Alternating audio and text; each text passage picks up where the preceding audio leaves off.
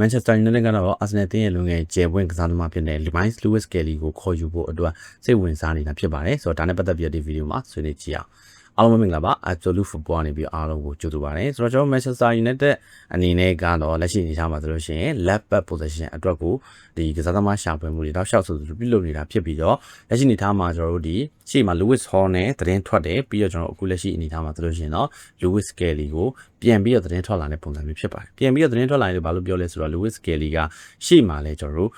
့ဒီပေါ့နော်ဒီယာတီမကုန်ခင်ဆက်ကြားမှာဆိုလို့ရှိရင်လဲ Lewis Kelly နဲ့ United ဆိုတဲ့ပုံစံမျိုးသတင်းတွေကျွန်တော်ထွက်ထွက်တာကျွန်တော်ရှိတယ်ဆိုတော့ဒီနေ့လိုနေထားမှာကျွန်တော်အခုလက်ရှိမှာ Independent ကနေပြီးတော့ report တစ်ခုကျွန်တော်ထွက်လာတာဖြစ်ပါတယ်သတင်းကတော့ဘာလဲဆိုလို့ရှိရင် Manchester United ကArsenal တင်းရဲ့ကျွန်တော်အသက်19နှစ်အရွယ်လူငယ်ကျယ်ပွင့် Lewis Kelly ကိုပြီးခဲ့တဲ့ရာသီကလေးကစောင့်ကြည့်ခဲ့တာဖြစ်တယ်ပေါ့နော်အခုလက်ရှိ2026နှစ်ရာသီမှာဆိုလို့ရှိရင်တော့ United ကဒီကစားသမားကိုခေါ်ဖို့အတွက်တရားဝင်စုံစမ်းဆွေးနွေးမှုတွေစပြီးတော့ကျွန်တော်တို့လုပ်နေပြီကျွန်တော်ဖြစ်တယ်ပေါ့နော်ဆိုတော့ဒီတော့ကြောင့်မလို့ဒီကစားသမားကိုခေါ်ယူရင်းနဲ့ပတ်သက်ပြီး United ကပို့ပြီးတော့အရှိန်မြင့်လာတယ်ဆိုတဲ့ပုံစံမျိုးကျွန်တော်ပြောထားတာဖြစ်တယ်ဆိုတော့နောက်တစ်ခုကျွန်တော်တို့အရေးကြီးတာက Arsenal ဘက်ကလည်းနာမည်ကြီးကစားသမားတွေဖြစ်တဲ့ Vinicius Junior တို့ Bruno Guimaraes တို့ကိုခေါ်ယူဖို့အတွက်ပြောင်းရွှေ့ကြီးအများသုံးဆွဲဖို့ရှိနေတာဖြစ်တဲ့အတွက်ကြောင့်မလို့သူတို့ရဲ့ကျွန်တော် FFP rules အရာဆိုလို့ရှိရင်ကစားသမားတွေရောင်းထုတ်ဖို့လိုလာနိုင်ခြေအများကြီးရှိနေတယ်ဆိုပြီးတော့လည်းကျွန်တော်တို့ပြောထားတာဖြစ်ပါတယ်ဆိုတော့ဒီတော့ကြောင့်မလို့ကျွန်တော်တို့လက်ရှိအနေထားမှာတည်င်းကကျွန်တော်ထွက်လာတဲ့ပုံစံအရဆိုလို့ရှိရင် Arsenal ဘက်က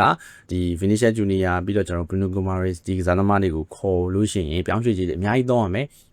မယ်ဆိုလို့ရှိရင် Arsenal အနေနဲ့သူတို့အသင်းမှာလူလျှော့ရမယ်ဆိုတဲ့အခြေအနေမျိုးပေါ့နော်အဲ့လိုပုံစံမျိုးကျွန်တော်ဖြစ်လာနိုင်တယ်ဆိုပြီးတော့ကျွန်တော်တို့ Independent ကနေပြီးတော့ဖော်ပြထားတယ်ဒါလေးကကျွန်တော်တို့ပြောရမယ်ဆိုလို့ရှိရင်တော်တော် holy တကြောဖြစ်နေတဲ့သတင်းလို့ကျွန်တော်ပြောရမှာပေါ့နော်ဆိုတော့ Arsenal break သက်တွေဘယ်လိုမြင်ကြလဲနော်ဒီလက်ရှိကျွန်တော်ဒီ Vini ကိုကျွန်တော်ခေါ်မယ်ပြီးတော့ကျွန်တော် Guimaraes ကကျွန်တော်အခုလက်ရှိဒီခေါ်မယ်ဆိုလို့ရှိရင် Euro ဘယ်လောက်လဲနော်တန်90ပေါ့ Euro တန်90ပေါင်တန်80အဲ့လောက်ကျွန်တော်တွားမဲ့ပုံစံမျိုးမှာရှိတယ်ဆိုတော့ Vinicius Junior ကိုခေါ်မယ်ဆိုရင်တော့ပို့ပြီးတော့ဈေးကြီးမဲ့ပမာဏပေါ့နော် Euro တန်150အနည်းဆုံးတော့ကျွန်တော်တွားမဲ့ပုံစံမျိုးဆိုတော့ဒီလောက်ခလာစာနဲ့ဗာနဲ့ဆိုလို့ရှိရင် Vini ကတော့ကျွန်တော်ပို့ပြီးတော့ကုန်မဲ့အခြေအနေမျိုးမှာရှိတယ်ဘယ်လိုပဲဖြစ်ဖြစ်ဒီနှစ်ယောက်လုံးဆိုလို့ရှိရင်ဒီပေါ့နော်တေချာပေါက်ကျွန်တော်ကစားသမားရောင်းဖို့လိုလာနိုင်ခြေအများကြီးရှိတယ်ပေါ့နော်ဘာဖြစ်လို့လဲဆိုတော့သူတို့လက်ရှိနေသားမှာဒီ Arsenal အနေနဲ့ဒီ Premier League ပြထားတာမှန်တယ်ဆိုပေမဲ့လည်းပဲဒီငွေကြေးအရာကိုကျွန်တော်ပြန်ပြီးတော့ကြည့်လိုက်မယ်ဆိုလို့ရှိရင်ဒီကစားသမား2ယောက်ရဲ့ transfer တစ်ခုတည်းနဲ့ဒုက္ခလာဆိုင်ရဲ့เนาะဒီလက်ရှိနေသားမှာဆိုလို့ရှိရင်ဒီ Arsenal အနေနဲ့ပြောင်းရွှေ့ကြီးမှာတုံးနိုင်တယ်ဆိုပြီးအောင်တော့ကစားသမားအယောင်းနေကျွန်တော်တေချာပေါက်လိုလာမဲ့အခြေအနေမျိုးမှာရှိတယ်အဲ့လိုနေသားမှာသူတို့အသင်းမှာရောင်းလို့ကောင်းမဲ့ access ကိုကျွန်တော်ကြည့်မယ်ဆိုလို့ရှိရင် Skelly ဒီเนาะရောင်းလို့ကောင်းတဲ့ဈေးကောင်းရမယ်เนาะထိတ်ဆုံးမှာရှိနေတဲ့ကစားသမားတစ်ယောက်လို့ကျွန်တော်ပြောလို့ရတယ်ဆိုတော့ဒီတော့ကြောင့်မလို့ဒီလိုသတင်းမျိုးကျွန်တော်ထွက်လာတဲ့ပုံစံမျိုးကျွန်တော်ဖြစ်ပါတယ် United ကလည်း left back လိုနေရဗျာเนาะဆိုတော့ United နဲ့ကျွန်တော်ထွက်တဲ့သတင်းတွေကကျွန်တော်ပြောရမယ်ဆိုလို့ရှိရင် Lewis Hall ပို့ထွက်တယ်ဒါပေမဲ့အခုလက်ရှိမနေ့ကကျွန်တော်တို့ညနေလောက်နော်အဲ့လောက်မှကျွန်တော်စပြီးတော့ဒီ Skelly နဲ့ပတ်သက်ပြီးသတင်းထွက်လာတဲ့ပုံစံမျိုး Okay ကျွန်တော်တို့ဒီ Arsenal site ကိုကျွန်တော်ပြောမယ်ဆိုလို့ရှိရင် Arsenal အနေနဲ့က Okay ငွေလူတယ်ဆိုပြီးတော့သူတို့မှရောင်းကြရတယ်အများကြီးရှိသေးတယ်နော်မာတင်နယ်လီရောင်းမလားနော် Gabriel Jesus တို့ကျွန်တော်ရောင်းမလားရောင်းလို့ရသေးတဲ့အနေအထားမှာကျွန်တော်ရှိရဗျာ Jesus ကပြောင်းသွားရင်နော်ကျွန်တော်သိချင်မသိသေးထားပါတော့ဘယ်လိုဖြစ်ဖြစ်မာတင်နယ်လီတို့ပါလို့ကျွန်တော်ရောင်းလို့ရသေးတယ်တခြားကစားသမားဒီရှိသေးတယ်ဗျာနော်ဒီ Ethan Wanley တို့ပါလို့ကျွန်တော်တို့ရောင်းလို့ရမယ်အနေအထားမျိုးတွေကျွန်တော်ရှိသေးတယ်ဆိုတော့ Skelly ကိုရောင်းစရာလိုရဲ့လားဘာလို့ဆိုတော့ Skelly ကပြောမှဆိုလို့ရှိရင် squad depth အရာအရေးပါတဲ့ကစားသမားတစ်ယောက်ပဲဘာဖြစ်လို့ဆိုတော့ပြီးခဲ့တဲ့ကျွန်တော်တို့ဒီပေါ့နော်ယာတီကုန်းကနေအခြေအနေကိုကျွန်တော်တို့ကြည့်ရင်သိနိုင်တယ် Superman ခြေချနေတဲ့အချိန်မှာ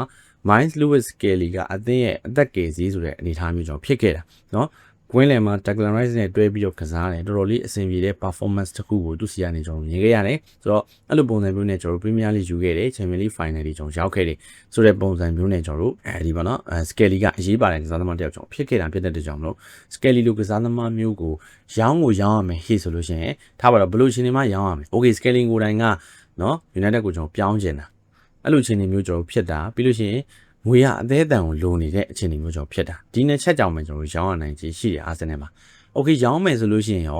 ာနော်ပေါ်ပဲနဲ့ရောင်းမှာမလားလက်ရှိကျွန်တော်တို့စာချုပ်ကိုကျွန်တော်ကြည့်ပါနော် Lewis Kelly ရဲ့စာချုပ်ဒီ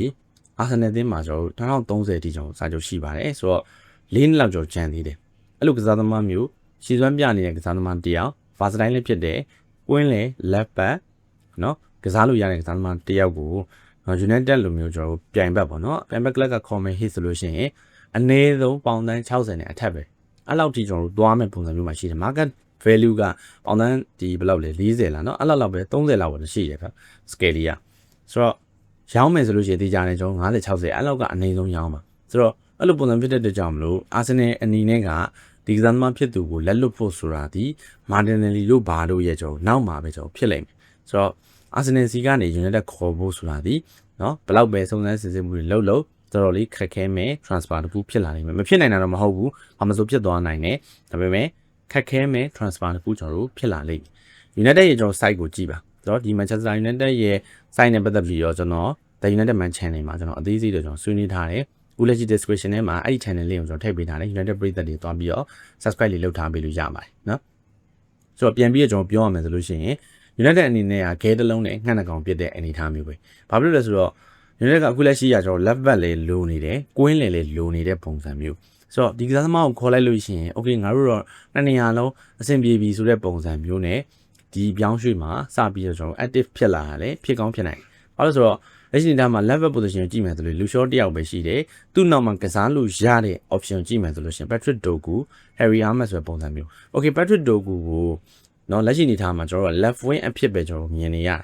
ာဆိုတော့ပြီးခဲ့တဲ့ရာသီမှာဆိုလို့ရှိရင်လည်း left back position ဒီ Michael Carrick လက်အောက်မှာလုံးဝမကစားခဲ့အောင်သူ left wing ပဲကစားခိုင်းတာဆိုတော့ Patrick Dogu က left back position အတွက်မဟုတ်တော့ဘူးဆိုတဲ့အနေအထားမျိုးဖြစ်လာနိုင်တယ်နောက်တစ်ခု Harry Armas နောက် option Harry Armas ကလူငယ်ကစားသမားဖြစ်တယ်ဆိုတော့လူငယ်ကစားသမားဖြစ်တဲ့အတွက်ကြောင့်မလို့သူ့ကိုကျွန်တော်တို့ကလူရှော့ရဲ့အရင်ဆိုပြီးတော့ 100% အားကိုးမှလား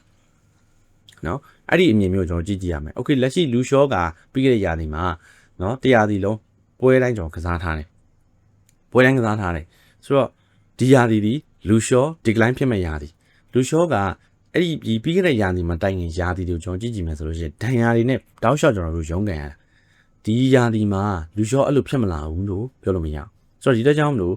့တကယ် strong ဖြစ်တဲ့တကယ် experience ရှိတဲ့တကယ်အတွေ့အကြုံရင့်တဲ့ကစားသမားမျိုးကိုကျွန်တော်တို့ကလိုနေတာ okay အဲ့လိုကစားသမားမျိုးလည်းလိုတယ်အဲ့ဒါအပြင်ကိုကျွန်တော်တို့အသက်ကလည်းငယ်အောင်အောင်မယ်ဆိုတဲ့အနေထားမှာ option က United မှာ2မျိုးပဲရှိတယ်เนาะ Lewis Hall လား Skelly လားဆိုတဲ့ပုံစံမျိုးပဲကျွန်တော်ရှိတယ်ဆိုတော့အဲ့လိုအနေထားမှာ Lewis Hall ကိုစိတ်ဝင်စားပြီးသား United ရဲ့ဦးစားပေးသည် Lewis Hall ပဲเนาะဒါပေမဲ့အခုလက်ရှိအနေထားမှာ Skelly ကိုလည်းရရင်ခေါ်ရင်သေးရဆိုတဲ့ပုံစံမျိုးဆိုတော့နှစ်ယောက်တစ်ယောက်ရရင်ရပြီဆိုတဲ့ပုံစံမျိုးဘက်ကိုကျွန်တော်တွားတယ်ဒီနေရာမှာ United ပရိသတ်တွေစဉ်းစားရမှာက Skelly ကိုခေါ်ခြင်းဒီကွင်းလယ်ပြဿနာရောလက်ပတ်ပြဿနာကိုဖြေရှင်းပေးမယ်လို့လုံးဝမမြင်သေးဘူး။ဘာလို့လဲဆိုတော့ကွင်းလယ်က United လိုနေတာလက်ရှိနေထားမှာဆိုလို့ရှိရင် dirty work တွေလုပ်မယ် defensive midfielder စစ်တယောက်ကိုကျွန်တော်လိုနေတာဖြစ်တယ်။ Skelly ဒီကွင်းလယ်မှာကစားရင်အဲ့လို type လုံးဝမဟုတ်ပါဘူး။သူကစားတာဒီ Declan Rice နဲ့ Beijing ရှင်ပြီးကစားတာဖြစ်တယ်။ Declan Rice က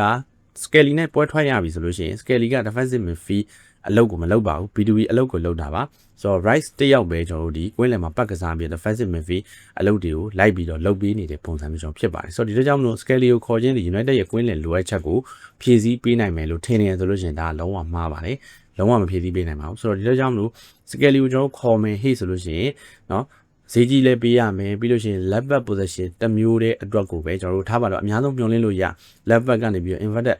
full back ဆိုတဲ့ပုံစံမျိုးနဲ့ကျွန်တော်ကွင်းလယ်မှာဝင်ကစားပေးတာဆိုတဲ့ပုံစံမျိုးက Skelly နဲ့အသင့်တော်ဆုံးပါပဲဆိုတော့ဒီတော့ကြောင့်မလို့ကွင်းလယ်နဲ့ပတ်သက်ပြီးတော့ Skelly ကိုခေါ်ခြင်းဟာငါတို့အဆင်ပြေပြီလို့ယူဆနေရဆိုလို့ရှိရင်နော်ဂဲတလုံးနဲ့ငှက်နှကောင်ဖြစ်ဖို့အတွက်ကြိုးပမ်းနေရဆိုလို့ရှိရင်တော့အဲ့ငှက်နှကောင်ပြန်ထွက်သွားတာမရှိလိမ့်မယ်ဘယ်တလုံးမှမှန်မှာမဟုတ်ဘူးဆိုတော့အနေအထားမျိုးပဲကျွန်တော်တွေ့ရတာဖြစ်ပါတယ်ဆိုတော့ဒီကြောင့်မလို့Skelly ကိုခေါ်ခြင်းကကွင်းလယ်ပြဿနာကို left back ပြဿနာဟောကိုဖြည့်ဆည်းပေးနိုင်မယ်အနေအထားမျိုးမရှိဘူးဆိုတော့ဒီကြောင့်မလို့ Skelly ကိုခေါ်ခြင်းနေဆိုတာကကောင်းတဲ့အရာတစ်ခုကျွန်တော်ဖြစ်တယ် Lewis Hall ပဲရ Skelly ပဲရဒါအဆင်ပြေတဲ့အနေအထားတစ်ခုမှရှိတယ်ကျွန်တော်ကတော့ပို့ပြီးတော့ Lewis Hall ကိုပို့ကြိုက်တယ်ဒါပေမဲ့လက်ရှိထားမှာ Skelly ကိုခေါ်မယ်ဟိဆိုလို့ရှိရင်လည်းဒါကျွန်တော်တို့ပြောရမယ်ဆိုလို့ရှိရင်ရေရှည်အတွက်ဆိုလို့ရှိရင်ကောင်းတဲ့ option တစ်ခုလို့ကျွန်တော်တို့ပြောလို့ရဒါပေမဲ့ကွင်းလယ်အထိုင်အတွက်တော့မဖြစ်ဖို့လိုအပ်တယ်လို့ကျွန်တော်ကလည်းယူဆဆိုတော့အနည်းချုပ်အနေနဲ့ပြောရမယ်ဆိုလို့ရှိရင်တော့ Arsenal အနေနဲ့ကလည်းဒီကစားသမားကိုလက်လွတ်ဖို့အနေနဲ့ဆိုလို့ရှိရင်နောက်ဆုံးမှာဆိုတဲ့ပုံစံမျိုးဖြစ်တာဖြစ်တယ်လို့ United ဘက်ကလည်းရွေးချယ်စရာဖြစ် Lewis Hall လည်းကျွန်တော်ရှိနေသေးတယ်ပေါ့နော်ဆိုတော့ဒီတကြောင်လို့ကျွန်တော်တို့ဒီပြောင်းရွှေ့ကဖြစ်လာနိုင်ခြေအရာဆိုလို့ရှိရင်100မှာပြောရမယ်ဆိုရင်တော့340လောက်ပဲရှိတယ်လို့ကျွန်တော်ပြောရမှာပါဆိုတော့ဒီလို transfer မျိုးကျွန်တော်ဖြစ်ပါတယ်ဆိုတော့ဒီလိုပဲဖြစ်ဖြစ်ထွက်လာတဲ့သတင်းအရာကတော့အခုလက်ရှိအနေထားမှာ Lewis Skelly ကို Manchester United က Arsenal ထံကနေခေါ်ဖို့အတွက်စိတ်ဝင်စားနေရဆိုတဲ့အနေအထားမျိုးဖြစ်ပါတယ်ဆိုတော့ဒီသတင်းနဲ့ပတ်သက်ပြီးတော့ဘယ်လိုမြင်ကြလဲဆွေးနွေးကြပါအောင်ကျေးဇူးအပေးညီကိုများအားလုံးကျေးဇူးများတင်ပါတယ် channel ကို subscribe လုပ်လို့ချင်း subscribe လေးလုပ်ပေးထားတယ်ပေါ့အားလုံးတောင်းဆိုပါတယ်ကျွန်တော်နောက်ထပ် video တွေမှာပြန်ပြီးတော့တွေ့ပါမယ်အားလုံးကျေးဇူးပါခင်ဗျာ